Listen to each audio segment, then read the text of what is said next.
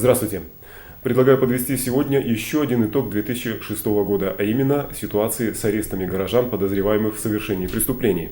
Но вначале уже по традиции рассказ о наиболее значимых событиях дня. Здравствуйте. Компания «Алроса» может заключить долгосрочный контракт с Индией на продажу алмазов стоимостью до $1 миллиарда. Об этом заявили вчера в Дели представители Ассоциации алмазоперерабатывающей промышленности Индии. В свою очередь, президент Путин, который сегодня завершает визит в Дели, заявил: «Мы будем приветствовать прямые контракты иностранных компаний с «Алроса». Конец цитаты. Ожидается, что уже в субботу, то есть завтра, президент Путин посетит Владивосток. Пока официальной информации о том, чем он будет там заниматься, нет. Но, в общем-то, нетрудно предположить, что, скорее всего, это будет встреча и с полпредом на Дальнем Востоке, и губернаторами дальневосточными тоже. Хотя еще высказывается такая версия визита неожиданного, скажем так, Путина во Владивосток. Дело в том, что он, наверное, захотел осмотреть остров Русский. Это находится в бухте Золотой Рог, прямо напротив Владивостока. В 2012 году там планируется провести форум Азиатско-Тихоокеанского сотрудничества. А как же церемония вступления в должность президента Штырова? Ведь ожидалось, что в ней примут участие в качестве гостей и полпред, и губернаторы округа. Не знаю, во всяком случае в администрации президента еще днем мне сказали, что подготовка к церемонии инаугурации идет по плану. На очереди хорошая новость. Учителям нашей республики с 1 января будет начисляться доплата за классное руководство в размере 1000 рублей. Постановление правительства о порядке, размере и условиях выплаты вознаграждения с учетом районного коэффициента было принято 24 января. В школах Якутска доплата составит 1400 рублей. И в продолжение, с коэффициентом в Кангаласах учителя за классное руководство станут получать 1500 рублей. А почему такая разница на 100 рублей? Мне в мэрии объяснили это таким образом, историческими корнями, а точнее тем, что в свое время коэффициент северный для Кангалас был установлен как для поселка угольщиков в 50%, тогда как на территории Якутска, нашего города, всего только 40%. С тех пор статус Кангалас изменился, это уже далеко не не населенный самостоятельный пункт, а всего лишь микрорайон Якутска, но тем не менее старые нормы действуют, и вряд ли они теперь уже будут пересматриваться. И в заключение подборки о происшествии. Вчера в конце дня в аэропорту Якутска благополучно совершил аварийную посадку самолет Ан-24 авиакомпании «Якутия». У самолета в полете отказал один из двигателей. Ан-24 направлялся из Жиганска в Якутск. На его борту было 18 пассажиров и 5 членов экипажа. Никто не пострадал. Началось расследование инцидента. Итак, давайте подведем итог развитию ситуации с арестами горожан, подозреваемых в совершении преступлений в 2006 году. Вначале несколько цитат о ситуации на федеральном уровне. Так, по признанию уполномоченного нашей страны при Европейском суде по правам человека Павла Лаптева, он недавно был вынужден просить российских судей обосновывать свои решения о даче санкций на содержание под арестом, под стражей, а не автоматически, что называется, переписывать формулировки, которые содержатся в прокурорских запросах. И в результате в 2006 году 9 таких запросов из 10 удовлетворялись судами автоматически. Суды Российской Федерации удовлетворили ходатайство прокуроров об аресте в 2006 году в 91% случаев обращений. В 2005 году их было удовлетворено 90%. Об этом свидетельствует председатель Верховного суда России Вячеслав Лебедев. То, что председатель Верховного суда, по сути дела, солидаризировался с уполномоченным в Страсбурге Павлом Лаптевым, происходит не из их обоюдной, скажем так, симпатии к подозреваемым, и даже не из того, что этим российским юристам стало стыдно за нашу отечественную российскую систему. Хотя, в общем-то, стыдиться есть чему. Дело в том, что в 2006 году суд в Страсбурге рассмотрел 106 жалоб россиян на незаконное содержание их под стражей на этапе следствия. И 100 этих заявлений, этих жалоб было удовлетворено.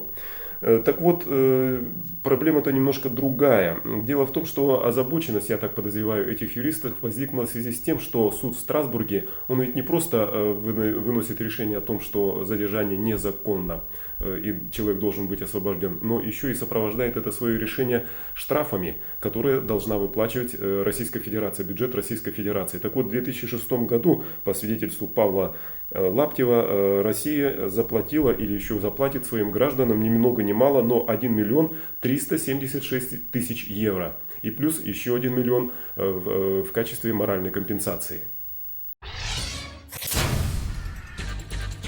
Судам следует пересмотреть практику дачи санкций на аресты и продление срока содержания под стражей. Недостаточно мотивировать принимаемое решение, как это делают наши суды, тяжестью предъявленных обвинений. Европейский суд считает, что российские суды часто используют только мотивировку прокуратуры, а при продлении срока содержания под стражей не требуют дополнительных доказательств, свидетельствует представитель России в Европейском суде по правам человека Павел Лаптев. Хотя Конституционный суд дважды в 1998 и в 2006 годах указывал, что это необходимо делать. Примерно треть жалоб в Европейский суд по уголовным делам связана именно с содержанием под стражей, вторит ему адвокат Владимир Жеребенков. Часто идут жалобы на то, что, например, значит, если имеется какой-то критерий срока задержания, то он, как правило, нарушается, необоснованно причем. Скажем, вот у меня недавно обратился один осужденный, то есть его родные, они сказали, что 17 января у него заканчивается срок, значит, задержания. Но не по непонятным, скажем, причинам, значит, он до сих пор содержится. И сказали, что имеется ответ от прокурора, значит, республики о том, что действительно 17 января у него заканчивается срок задержания. Но каким образом и как он далее продолжает содержаться в СИЗО-1, я не знаю. Это очень трудно ответить, потому что официально практически служба исполнения наказания, они официально не дают ответов. То есть с ними очень трудно работать. Вот как общественное объединение нам очень трудно работать. То есть фактически они стараются оградить от нас любую информацию, для того, чтобы она не поступала, и чтобы общественность как можно меньше знала. Понять их, с одной стороны, можно, но с другой стороны, я считаю, что открытость должна, формы открытости должны быть, правдивость должна быть в этом во всем, люди должны знать, что происходит в местах лишения свободы, для того, чтобы, как бы, вы знаете, но если мы считаем себя гражданами Российской Федерации, то мы должны быть уверены, что наше государство нас защищает во всех отношениях, не только когда мы, скажем, с вами престижно работаем или, скажем, находимся дома, но даже если с нами что-то произошло, даже там мы должны быть защищены. Вот если попробовать оценить в баллах, не знаю, в пятибалльной системе ситуации, которая, вот, ну, по крайней мере, по вашей информации, в местах лишения свободы в республике, 2006 год. Какая оценка? То есть дать оценку я бы дала ей неудовлетворительную. Двойку, что ли? Да, и скорее всего двойку. На тройку даже не потянут, наверное, потому что за этот год, в общем, очень много негативного было в системе управления федерального исполнения наказания. Это, во-первых, очень много умерших на колониях, где-то в пределах 25 человек в течение года. Значит, тенденция не меняется. Это больше, чем раньше или... Вы знаете, сказать трудно раньше, сколько было, но во всяком случае считаю, что вот в наше современное, так сказать, время, когда существует хорошее медицинское обслуживание, да, погибают молодые люди. Люди, которые, в общем, несут наказание, но в то же время это граждане Российской Федерации. Ну, да. Вот. Погибают молодые, это значит самоубийство. Это неправильно оказана медицинская помощь или совершенно не оказана медицинская помощь. Погибает по другим причинам. То есть это фактически зараженная системой, скажем так сказать, преподнесенное заболевание, такое как туберкулез, значит, тоже, которое не пролечивается, и плохая диагностика, соответственно. И никаких мер к тому, чтобы вот это искоренить в этой системе, абсолютно нет на сегодняшний день. Вот весь 2006 год мы, значит, пытались привлечь к себе внимание. Это, значит, Международный Красный Крест, который, значит, пока не откликнулся. Это систему, значит, Министерства здравоохранения Республики Саха-Якутия. Это правительство Саха-Якутии. Я считаю, что президенту Штырову необходимо просто заняться этим вопросом. Ну, Наталья Михайловна, вот возвращаясь к нашему вопросу, ну, неужели за прошлый год ничего позитивного не обнаружилось в системе? Сейчас идут дополнения, значит, КУИК, и там действительно есть новые, так скажем, веяния. Например, на однерочке, я знаю, что это ИК-1 у нас, например, да, там действительно дают у них, и стали чаще давать мясо, рыбную продукцию, значит, стали давать, яйцо, там, скажем, в 2 дня одно, по-моему, так. Но и то это не всем категориям. То же самое стали делать в сезон, но в основном для диабетчиков. Вот, для тех, кто, значит, соответственно, то есть больной питание человек, все-таки да. лучше стало? Да, хотя бы? питание стало лучше. Ну, например, совершенно не радует, как стало с питанием на Лиу-5. То есть там практически ничего не поменялось. Это лечебное учреждение? Да, это лечебное учреждение, которое должно, вообще-то, как бы снабжаться по категории 1, Усиленное наверное. питание. Да, усиленное питание.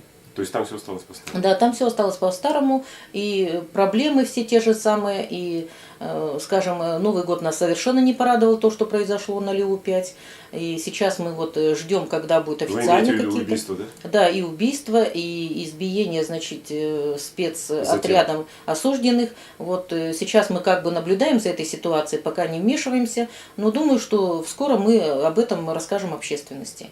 Что же на самом деле там произошло? Что так тщательно скрывает Управление Федеральной службы исполнения наказания? Несмотря на долгую историю существования в нашей республике уголовно-исполнительной системы, тем не менее, ни до революции, ни после нее у нас так и не сложилась система общественного контроля за местами лишения свободы. Ну, номинально она сводится к существованию комиссии во главе с вице-президентом. По крайней мере, она раньше была. О ней рассказывал мне в свое время первый вице-президент нашей республики Спартак Борисов. Но вполне возможно, что с тех давних пор уже, по сути дела, она тоже стала историей. Во всяком случае, о ней ничего не слышно. На сегодня все. До свидания.